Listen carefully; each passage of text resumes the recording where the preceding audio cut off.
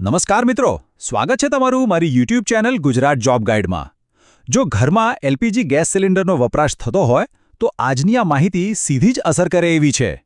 જો સરકાર છે ને ગેસ સિલિન્ડરના નિયમોમાં કેટલાક મોટા ફેરફાર લાવી રહી છે અને આ ફેરફારો આપણા બજેટ અને રસોડા બંને પર અસર કરી શકે છે। તો ચાલો આજે આપણે વિગતે જાણીએ કે આ નવા નિયમો શું છે અને આપણે શું શું જાણવું જરૂરી છે। હવે બધાના મનમાં પહેલો સવાલ તો એ જ આવે છે કે શું ખરેખર સિલિન્ડર મોંઘા થઈ જશે અને આ જે નવા નિયમોની વાત ચાલી રહી છે એ ક્યારથી લાગુ પડશે? ચાલો આ જે ચિંતા છે એની પાછળનું કારણ શું છે અને સાચી હકીકત શું છે એને આપણે એક પછી એક સમજીએ। તો સવાલ એ થાય કે આખરે આ બધા ફેરફારો કરવાની જરૂર પડી જ કેમ?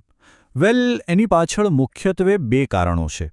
એક તો પશ્ચિમ એશિયામાં જે તણાવ ચાલી રહ્યો છે એના લીધે ગેસના સપ્લાય પર અસર પડી રહી છે અને બીજું જે વધુ અગત્યનું છે, સરકાર સબસિડીવાળા સિલિન્ડરના જે કાળા બજાર થાય છે ને એને રોકવા માંગે છે। ચાલો તો હવે આપણા પહેલા વિભાગ તરફ જઈએ જે સીધો જ આપણા ખિસ્સા અને આપણી સુવિધા સાથે જોડાયેલો છે, એટલે કે ભાવ અને બુકિંગની જે પ્રોસેસ છે એમાં શું બદલાવ આવી રહ્યો છે। ઓકે, તો સૌથી પહેલો અને સૌથી સીધો ફેરફાર જે જોવા મળ્યો છે એ છે ભાવમાં। ઘરેલું સિલિન્ડર પર સીધા જ 60 રૂપિયાનો વધારો ઝીંકાયો છે। એટલું જ નહીં, કમર્શિયલ સિલિન્ડરના ભાવ પણ વધ્યા છે। આના પરથી એક વાત તો સ્પષ્ટ છે કે આવનારા સમયમાં ભાવ હજુ પણ વધી શકે છે। ભાવ વધારાની સાથે સાથે હવે સિલિન્ડર બુક કરાવ્યા પછી વધારે રાહ જોવી પડશે। શહેરી વિસ્તારોમાં જ્યાં પહેલાં 2 બુકિંગ વચ્ચે 21 દિવસનો સમય હતો એ હવે વધારીને 25 દિવસ કરી દેવાયો છે અને ગ્રામીણ વિસ્તારોમાં તો આ સમયગાળો 35 દિવસથી સીધો 45 દિવસનો કરી દેવાયો છે। મતલબ કે હવે પ્લાનિંગ થોડું લાંબુ કરવું પડશે। કાળા બજારને રોકવા માટે સરકારે એક બહુ મોટું પગલું ભર્યું છે અને એ છે ઓટીપી બેઝડ ડિલિવરી। આ સિસ્ટમ એકદમ સરળ છે। હવે જ્યારે પણ સિલિન્ડર બુક કરશો ત્યારે રજિસ્ટર્ડ મોબાઈલ પર એક ઓટીપી આવશે। ડિલિવરી સમયે એ ઓટીપી બતાવવાનો રહેશે અને પછી જ સિલિન્ડર મળશે। ઓટીપી વગર હવે ડિલિવરી નહીં થાય, એ વાત પાક્કી છે। ચાલો હવે આપણે બીજા એક બહુ જ મહત્વના મુદ્દા પર આવીએ અને એ છે આધાર ઈ-કેવાયસી। આ ખાસ કરીને એવા લોકો માટે બહુ જ અગત્યનું છે જેમને ગેસ સિલિન્ડર પર સબસિડી મળે છે। તો ઘણાને થશે કે આ ઈ-કેવાયસી છે શું? જુઓ, સાવ સાદી ભાષામાં કહીએ તો આ એક એવી પ્રોસેસ છે જેનાથી સરકાર તમારી ઓળખને ડિજિટલ રીતે વેરીફાઈ કરે છે। આ એટલા માટે કે સબસિડી જેવા સરકારી લાભો સીધા અને સાચા વ્યક્તિ સુધી જ પહોંચે। તો હવે સવાલ એ છે કે આ ઈ-કેવાયસી કોને કરાવવું પડશે? તો સાંભળો, મુખ્યત્વે જે લોકો પ્રધાનમંત્રી ઉજ્જવલા યોજનાના લાભાર્થી છે એમના માટે આ ફરજિયાત છે જ અને એમણે સબસિડી ચાલુ રાખવી હોય તો વર્ષમાં એકવાર આ કરાવવું પડશે। પણ હા, એક રાહતની વાત એ છે કે જો એકવાર આ પ્રોસેસ પૂરી કરી લીધી હોય તો પછી વારંવાર કરાવવાની કોઈ જરૂર નથી।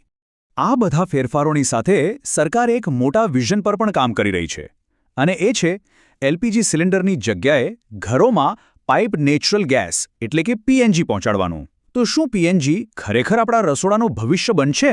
ચાલો એને પણ સમજીએ। સરકારનો ઇરાદો એકદમ સ્પષ્ટ છે। જે વિસ્તારોમાં પીએનજી કનેક્શનની લાઇન પહોંચી ગઈ છે ત્યાંના ગ્રાહકોને 3 મહિનાની અંદર પીએનજી કનેક્શન લઈ લેવા માટે કહેવામાં આવી રહ્યું છે અને જો કોઈ આમ નહીં કરે તો એમનું એલપીજી કનેક્શન બંધ પણ થઈ શકે છે। આનો મુખ્ય ઉદ્દેશ્ય લોકોને એક વધુ સુરક્ષિત અને અનુકૂળ વિકલ્પ તરફ વાળવાનો છે। પણ સરકાર પીએનજી પર આટલો બધો ભાર કેમ મૂકી રહી છે? કારણો એકદમ સીધા અને સ્પષ્ટ છે। એલપીજીમાં કેવું છે, દર વખતે બુકિંગની માથાકૂટ, જ્યારે પીએનજી તો 24 કલાક ચાલુ જ રહે। સિલિન્ડર રસોડામાં જગ્યા રોકે, જ્યારે પીએનજીમાં સ્ટોરેજની કોઈ ઝંઝટ જ નથી। આ બધી સુવિધાઓ જેને ભવિષ્યનો એક સારો વિકલ્પ બનાવે છે। તો સારું, આટલી બધી માહિતી પછી મગજમાં કદાચ થોડો ગૂંચવાડો થયો હશે। તો ચાલો ફટાફટ એ મુખ્ય મુદ્દાઓ પર એક નજર કરી લઈએ જે ખાસ યાદ રાખવા જેવા છે। તો ખાસ યાદ રાખવા જેવી 5 બાબતો। પહેલું, સિલિન્ડર 60 રૂપિયા મોંઘો થયો છે। બીજું, બુકિંગ માટે હવે વધુ રાહ જોવી પડશે। ત્રીજું, ડિલિવરી માટે ઓટીપી હવે કમ્પલસરી છે। ચોથું, ઉજ્જવલા યોજનાના લાભાર્થીઓ માટે વર્ષમાં એકવાર ઈ-કેવાયસી કરાવવું જરૂરી છે। અને પાંચમું, જે વિસ્તારમાં પીએનજી છે ત્યાં એલપીજી કનેક્શન બંધ થઈ શકે છે। બસ આટલું જ યાદ રાખવાનું છે। હા, આ બધા ફેરફારોની વચ્ચે સરકારે એક બહુ જ મહત્વની ખાતરી આપી છે। એમણે કહ્યું છે કે ઘરેલું ગ્રાહકોને ગેસનો પુરવઠો મળતો રહેશે અને સંપૂર્ણપણે સુરક્ષિત છે। હોસ્પિટલ અને શાળાઓ જેવી જે જરૂરી સેવાઓ છે એને હંમેશા પ્રાથમિકતા આપવામાં આવશે. એટલે ચિંતા કરવાની જરૂર નથી, પણ હા, સાવચેત અને અપડેટેડ રહેવું ખૂબ જરૂરી છે. અને અંતે હું એક સવાલ સાથે આ વાત પૂરી કરવા માંગીશ, જે વિચારવા જેવો છે. સરકાર જે રીતે પીએનજીને પ્રોત્સાહન આપી રહી છે, એ જોતા શું એવું લાગે છે કે એલપીજી સિલિન્ડર ટૂંક સમયમાં ભૂતકાળની વાત બની જશે અને પાઇપ્ડ ગેસ જ દરેક ભારતીય રસોડાનું ભવિષ્ય હશે? મિત્રો, દરરોજની સરકારી અપડેટ્સ સૌથી પહેલાં મેળવવા અમારું ટેલિગ્રામ ગ્રુપ જોઈન કરો. લિંક ડિસ્ક્રિપ્શનમાં છે, હમણાં જ જોઈન કરી લો.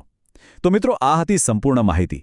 જો તમને આ માહિતી ઉપયોગી લાગી હોય તો વિડીયોને લાઇક કરો, મિત્રો સાથે શેર કરો અને ચેનલને સબસ્ક્રાઇબ કરવાનું ભૂલશો નહીં. મળીએ ફરી એક નવી સરકારી ભરતી સાથે. જય હિન્દ, જય ગુજરાત.